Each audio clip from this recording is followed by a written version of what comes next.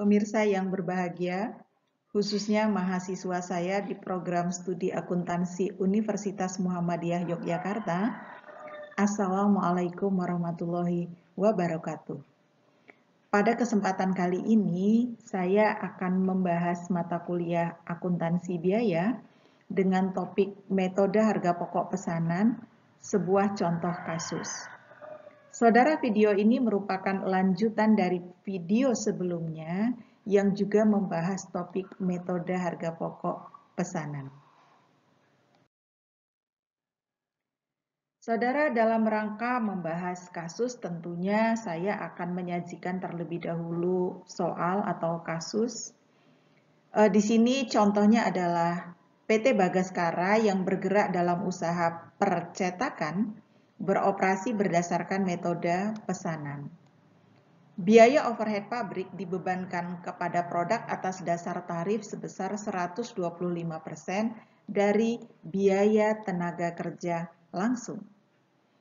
Pada bulan Februari 2021, PT Bagaskara memproduksi dua macam pesanan, yaitu pesanan KL 3.000 lembar, harga jual per lembar adalah 2.500, lalu kartu undangan sebanyak 4.000 lembar, dengan harga jual per lembar Rp2.750. Bahan baku dan penolong yang dibeli secara kredit adalah bahan baku terdiri dari kertas Lux parfum 100 rim, harga per rimnya 10.000. Nanti silahkan di sini saudara kalikan ya jumlahnya berapa. Kemudian kertas Lux biasa 200 rim, harga per rimnya adalah 15.000, juga silahkan dikalikan. Begitu juga dengan tinta emas 10 kg, harga per kilogram 200.000. Lalu tinta hijau 50 kg, harga per kilogramnya 50.000. Silakan dikalikan kemudian dijumlahkan. Ya. Nah, kemudian saudara, untuk bahan penolong yang dibeli adalah bahan penolong A dan bahan penolong B. Silakan ini juga dikalikan, setelah dikalikan kemudian dijumlahkan. Nah, kalau yang ini tadi adalah bahan baku dan bahan penolong yang dibeli, informasi di bawah ini adalah bahan baku dan bahan penolong yang digunakan atau dipakai.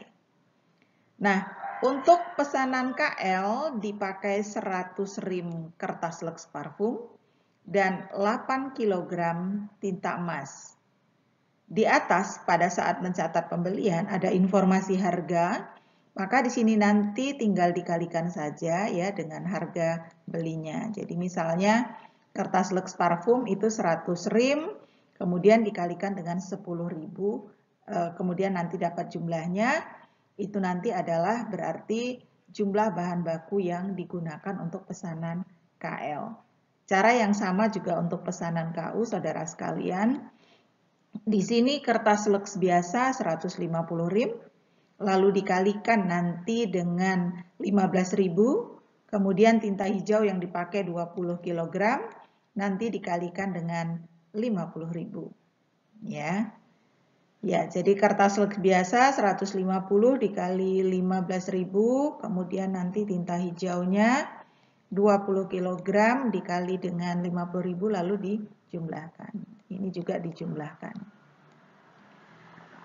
Kemudian untuk bahan penolong yang dipakai untuk pesanan KL dan KU totalnya adalah Rp500.000. Masih soal saudara sekalian. Di sini adalah biaya tenaga kerja. Biaya tenaga kerja terdiri dari biaya tenaga kerja produksi langsung pesanan KU, biaya tenaga kerja produksi langsung pesanan KL, biaya tenaga kerja produksi tak langsung, biaya administrasi umum, dan biaya pemasaran. Nah, ini juga nanti silahkan dijumlah. Biaya overhead pabrik atau disingkat BOP selain biaya bahan penolong dan biaya tenaga kerja tak langsung terdiri dari biaya listrik, depresiasi mesin, depresiasi gedung, biaya asuransi gedung, biaya pemeliharaan mesin, dan biaya pemeliharaan bangunan. Ini juga silahkan di total. Nah, informasi terakhir dari kasus ini adalah jika pada akhir bulan pesanan KL telah selesai dan telah diserahkan kepada pemesan serta pemesan sudah membayar lunas dan pesanan KU masih dalam proses, bagaimana jurnal yang diperlukan? Saya akan menjelaskan di slide-slide berikutnya. Saudara sekalian, untuk melakukan penjurnalan, silahkan buat format jurnal seperti ini. Jadi ada kolom nomor, kolom keterangan, kolom debit, dan kolom kredit. Saudara membutuhkan kira-kira 1 halaman kertas folio bolak-balik. Saudara sekalian, mari kita mulai melakukan penjurnalan. Jurnal yang pertama adalah jurnal untuk mencatat pembelian bahan baku dan bahan penolong. Untuk itu, tentu informasi yang kita perlukan adalah tentang jumlah bahan baku dan bahan penolong yang dibeli serta mekanisme pembeliannya. Dari soal kita ketahui bahwa baik bahan baku maupun bahan penolong dibeli secara kredit. Apabila bahan baku dibeli secara tunai, tentunya nanti jurnalnya akan menyesuaikan. Ya, nanti akan saya terangkan lagi. Nah, di sini saya sudah menghitung jumlah bahan baku dan bahan penolong yang dibeli. Diketahui jumlah bahan baku yang dibeli adalah Rp8.500.000. Kemudian bahan penolong yang dibeli adalah Rp800.000. Nah, sehingga jurnal yang akan kita buat adalah debit persediaan bahan baku, kreditnya utang dagang. Sekali lagi saya sampaikan bahwa apabila bahan baku dibeli secara tunai, tentu sisi kreditnya adalah kas. Kemudian kita ketahui tadi adalah total bahan penolong yang dibeli Rp800.000. Maka jurnalnya kita buat persediaan bahan penolong, sisi kreditnya adalah utang dagang. Jika bahan penolong dibeli secara tunai, tentu sisi kreditnya adalah kas.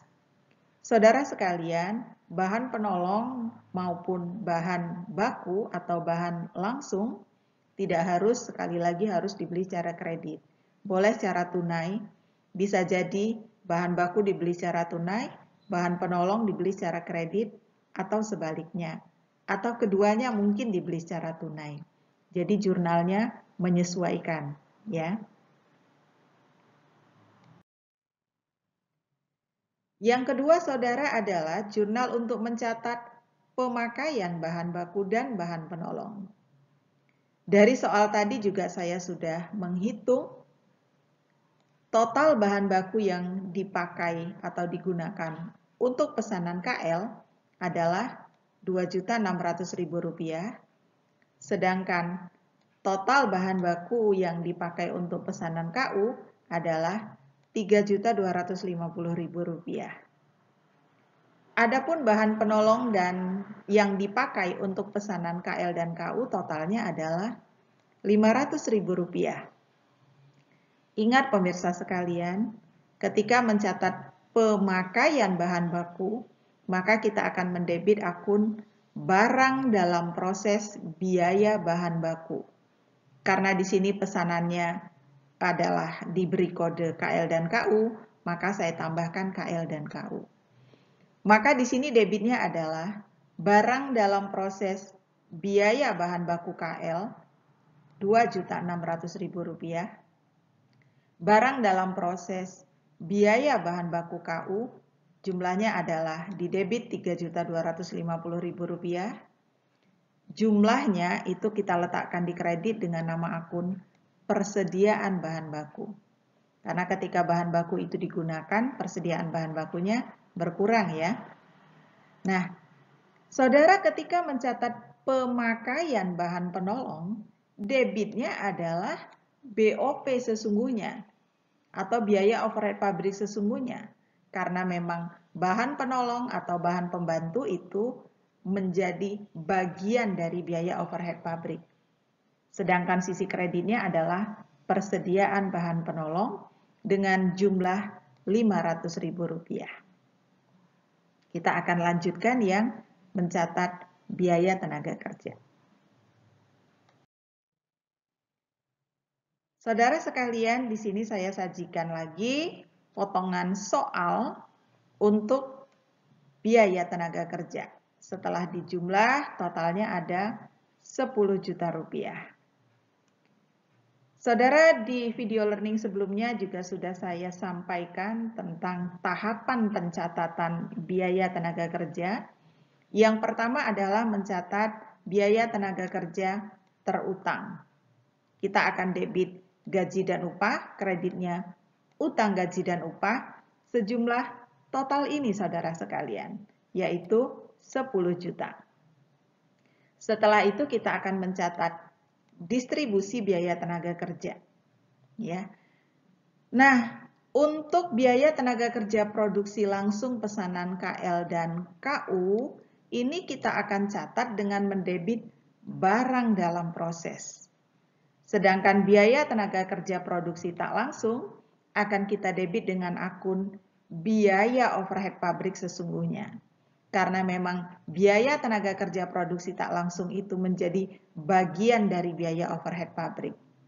Ya, sehingga ketika mencatat distribusi biaya tenaga kerja, kita debit barang dalam proses biaya tenaga kerja langsung KL, barang dalam proses biaya tenaga kerja langsung KU. Kemudian ini ada BOP sesungguhnya, yaitu untuk mencatat biaya tenaga kerja tak langsung atau biaya tenaga kerja produksi tak langsung. Kemudian biaya administrasi umum sesuai dengan namanya dan biaya pemasaran. Ya. Sisi kreditnya adalah gaji dan upah sejumlah total. Masih dalam mencatat biaya tenaga kerja saudara sekalian, yaitu mencatat pembayaran utang gaji dan upah. Kita akan debit utang gaji dan upah, kreditnya kas. Ya, dengan jumlah yang sama yaitu 10 juta di sini.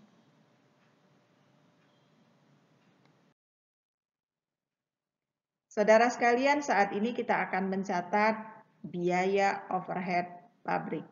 Juga akan terdiri dari beberapa tahapan. Yang pertama adalah mencatat biaya overhead pabrik dibebankan.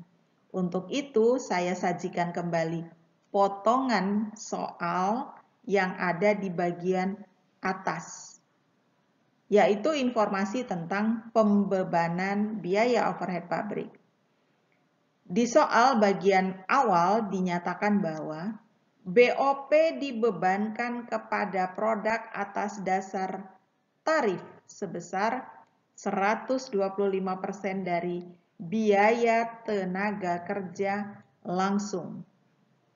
Saudara sekalian, tarifnya tidak harus 125%, kemudian pengenaannya tidak harus berdasarkan biaya tenaga kerja langsung. Kebetulan di soal ini dasar pengenaannya biaya tenaga kerja langsung. Oleh karena itu saya ambil dan sajikan potongan informasi tentang biaya tenaga kerja produksi langsung pesanan KU dan KL. Ya. Nah, dari informasi soal tadi diketahui bahwa biaya tenaga kerja langsung pesanan KU adalah Rp2.500.000. Sedangkan biaya tenaga kerja langsung produksi pesanan, biaya tenaga kerja produksi langsung pesanan KL adalah Rp1.500.000 yang tersaji di slide sebelumnya. Ya, ini juga saya ambil dari potongan soal.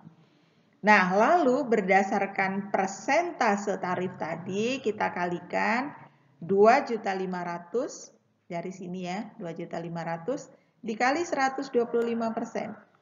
Diperoleh Rp3.125.000, kemudian Rp1.500.000 dikali 125% diperoleh Rp1.875.000. Kalau di total jumlahnya ada 5 juta. Saudara sekalian, sekali lagi saya ingatkan, tarifnya tidak harus 125%, boleh misalnya 70%, 80%, 200%, dan dasar pengenaannya tidak harus biaya tenaga kerja langsung. Boleh BOP dibebankan berdasarkan pemakaian bahan baku misalnya. Jika BOP dibebankan berdasarkan pemakaian bahan baku, maka saudara cari informasi tentang biaya bahan baku yang dipakai. Ya, jadi menyesuaikan ya nanti untuk pembebanan BOP-nya. Nah, berdasarkan perhitungan tadi, saudara sekalian ingat, kalau mencatat pembebanan BOP, yang didebit adalah barang dalam proses. Maka kita debit barang dalam proses biaya overhead pabrik KL dan barang dalam proses biaya overhead pabrik KU. Adapun sisi kreditnya adalah BOP dibebankan. Ya. Adapun yang sisi kredit adalah totalnya. Nah, di sini kita akan membuat jurnal untuk mencatat BOP sesungguhnya selain biaya bahan penolong dan biaya tenaga kerja produksi tak langsung. Saya sajikan kembali saudara sekalian potongan soal. Di sini juga sudah saya totalkan ada Rp2.100.000. Nah, saudara sekalian untuk mencatat biaya overhead pabrik ini debitnya adalah BOP sesungguhnya dengan jumlah total Rp2.100.000. Kreditnya tidak harus akun-akun ini saudara sekalian, bergantung lagi apa yang ada di dalam soal. Karena biaya overhead pabrik masing-masing perusahaan berbeda. Di sini dinyatakan biaya listrik dibayar tunai. Karena dibayar tunai, maka sisi kreditnya adalah kas. Lalu ada depresiasi mesin. Kalau mencatat depresiasi mesin, sisi kreditnya adalah akumulasi depresiasi mesin. Ada lagi depresiasi gedung pabrik, maka kreditnya adalah akumulasi depresiasi gedung pabrik. Untuk biaya asuransi gedung, sisi kreditnya adalah persekot asuransi gedung. Kemudian untuk biaya pemeliharaan mesin, nah di sini diasumsikan bahwa perusahaan sudah memiliki persediaan suku cadang. Ya. Nah, sehingga ketika dipakai maka persediaan suku cadang akan berkurang, artinya dikredit. Begitu juga dengan biaya pemeliharaan bangunan. Diasumsikan perusahaan sudah memiliki persediaan bahan bangunan. Maka ketika terjadi pemeliharaan bangunan, ada persediaan bahan bangunan yang digunakan, maka persediaan bahan bangunannya dikredit. Boleh jadi saudara sekalian, misalnya pemeliharaan bangunan itu dengan jasa outsourcing, artinya kas atau tunai, maka sisi kreditnya adalah kas. Ya, jadi silakan diperhatikan betul bagaimana mekanisme BOP ini. Ya, dan apa saja nama akunnya, tidak harus sama seperti ini. Saudara sekalian, setelah kita mencatat BOP dibebankan dan BOP sesungguhnya, berikutnya adalah menutup akun atau rekening BOP. Inti dari menutup akun BOP adalah BOP dibebankan yang tadinya tersaji di sisi kredit, lalu kita debit. BOP sesungguhnya yang tersaji di sisi debit, kemudian kita kredit. Ya. Jadi diketahui tadi BOP dibebankan di jurnal sebelumnya, itu letaknya kan di kredit. BOP sesungguhnya terdapat di 3 jurnal dan tersaji di sisi debit. Maka kalau kita tutup, kita balik. Ya. Nah, dalam rangka mencari atau membuat jurnal untuk menutup akun BOP ini, maka saya sajikan kembali jurnal-jurnal sebelumnya ketika mencatat BOP sesungguhnya, yaitu saat mencatat pemakaian bahan penolong, saat mencatat biaya tenaga kerja produksi tak langsung, dan saat mencatat BOP selain kedua akun tadi. Di sini kita lihat pemirsa sekalian, ada BOP sesungguhnya pernah didebit 500.000, ada BOP sesungguhnya pernah didebit 2 juta rupiah, dan ada BOP sesungguhnya pernah didebit 2.100.000 rupiah. Ini adalah potongan-potongan jurnal yang sudah pernah dibahas sebelumnya tadi. Ya. Nah, kemudian kita hitung BOP dibebankan di jurnal nomor 4A tadi kan 5 juta ya. Kemudian dari akun jurnal nomor 2 ada 500.000 yang ini. Kemudian dari jurnal nomor 3B ada 2 juta yang ini. Nah, kemudian dari jurnal nomor 4 ada 2.100.000 yang ini. Kita jumlahkan, ternyata jumlahnya adalah 4.600.000 rupiah. Terdapat selisih saudara sekalian di mana BOP dibebankan ternyata lebih tinggi daripada BOP yang sesungguhnya terjadi. Ya, mari kita lihat jurnalnya. Jadi sekali lagi saya ingatkan, pokok jurnalnya adalah saudara tulis terlebih dahulu BOP dibebankan di sisi debit, lalu BOP sesungguhnya di sisi kredit. Letakkan dulu angkanya, di sini ada 5 juta, di sini ada 4.600.000 rupiah. Tampak pemirsa sekalian, sisi debit lebih tinggi kan daripada sisi kredit. Oleh karena itu, selisihnya letakkan di sisi kredit. Sehingga dia balance, debit dan kredit. Seandainya ternyata BOP dibebankan lebih rendah dari BOP sesungguhnya, maka letakkan selisih BOP-nya di debit. Ya, jadi saudara sekalian, selisih BOP tidak harus selalu di kredit. Jika BOP dibebankan lebih tinggi dari BOP sesungguhnya, maka selisihnya ada di kredit. Namun jika BOP dibebankannya lebih rendah dari BOP sesungguhnya, maka selisihnya letakkan di debit. Selisihnya sejajar posisinya dengan BOP dibebankan. Semoga bisa dipahami ya.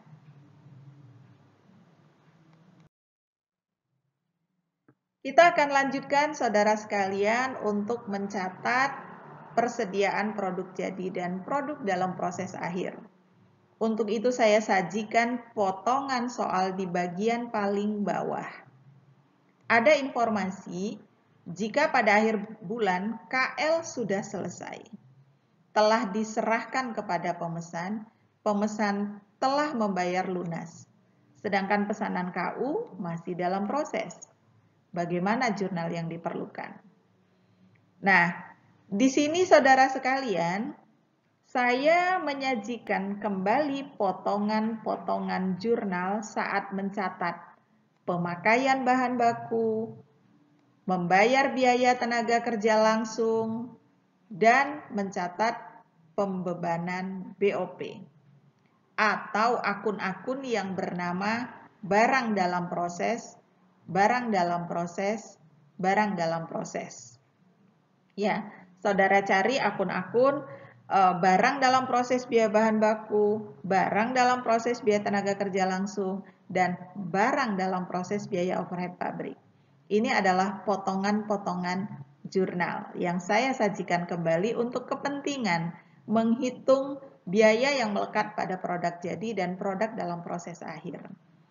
Lalu saya buat semacam bagan seperti ini ya. Ada KL yang merupakan produk jadi dan ada KU yang merupakan produk dalam proses.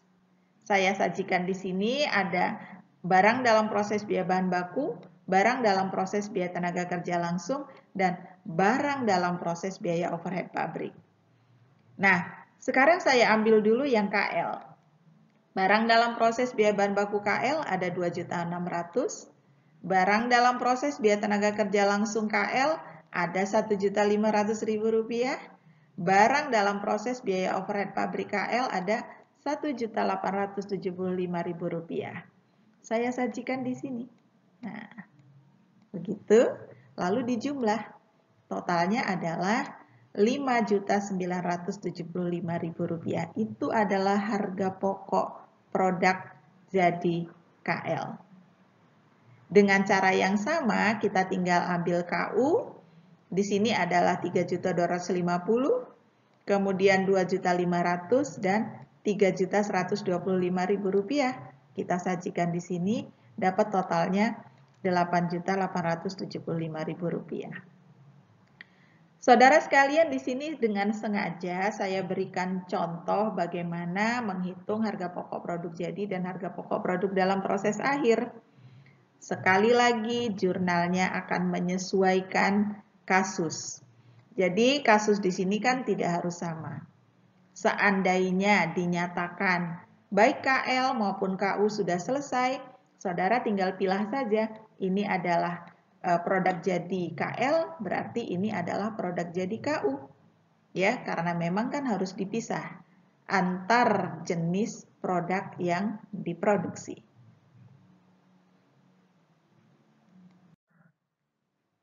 Untuk kepentingan penjurnalan, saya sajikan di sini hasil perhitungan di slide sebelumnya. Karena kalau saya jurnal di tempat yang sama tadi tentu akan kesulitan ya, akan terlalu kecil atau tidak cukup ya tempatnya. Maka saya sajikan di sini hasil perhitungan tadi, barulah kita jurnal. Kita jurnal dulu produk jadinya, saudara sekalian. Nah, di sini yang didebit adalah persediaan produk jadi. Tinggal sisi kreditnya, barang dalam proses biaya bahan baku, barang dalam proses biaya tenaga kerja langsung, ini maksudnya L adalah langsung ya, barang dalam proses biaya overhead pabrik. Angkanya diambil dari sini. Debitnya adalah total, kreditnya adalah rinciannya. Dengan cara yang sama, kita akan mencatat barang dalam proses KU. Di sini totalnya adalah Rp8.875.000. Kreditnya adalah rinciannya. Ya, diambil dari data ini.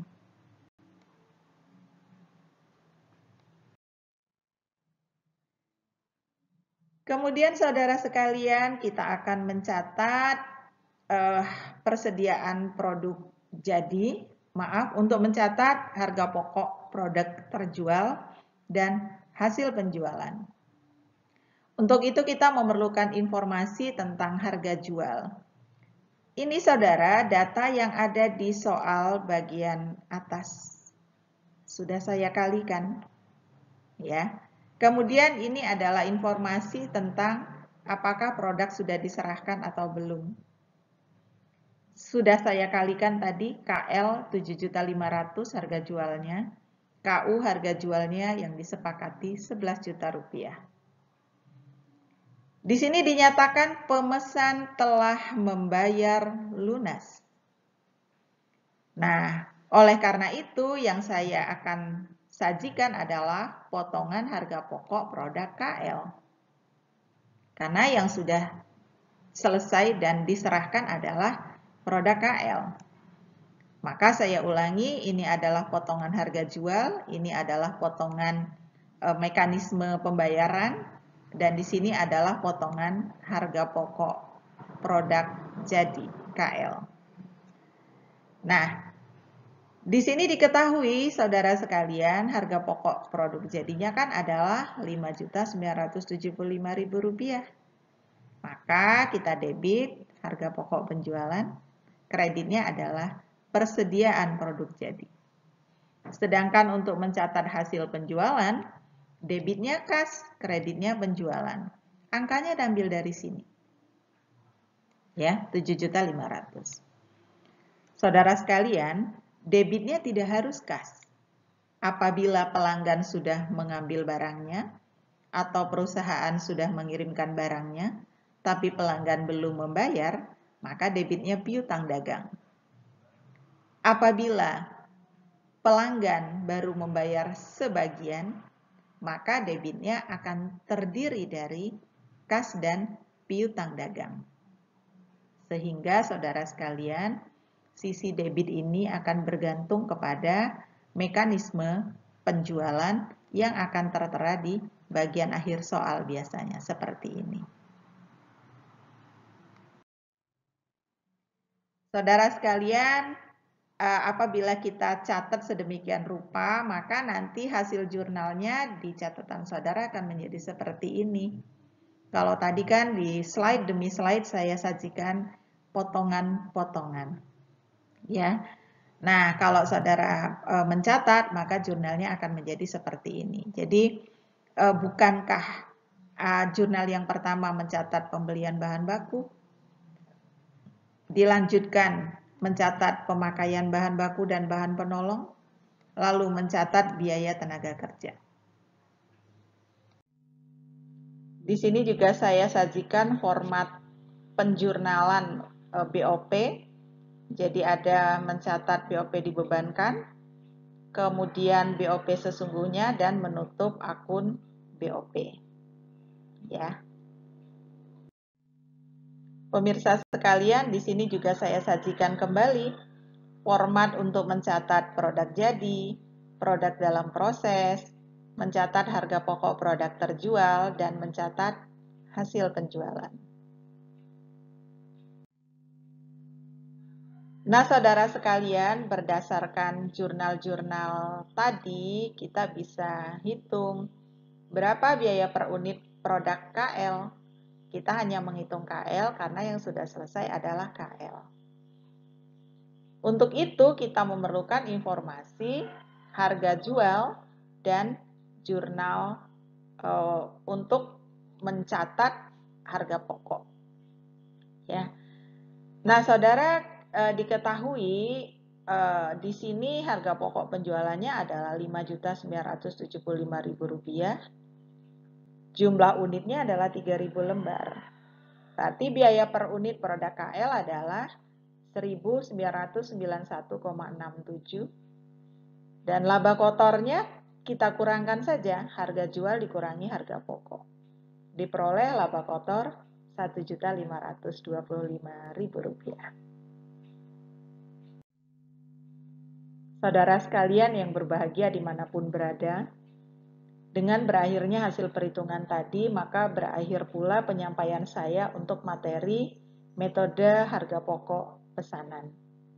Insya Allah kita akan bertemu lagi di video learning berikutnya. Tetap sehat anak-anak sekalian dimanapun berada, tetap semangat. Sekian, semoga bermanfaat. Wassalamualaikum warahmatullahi wabarakatuh.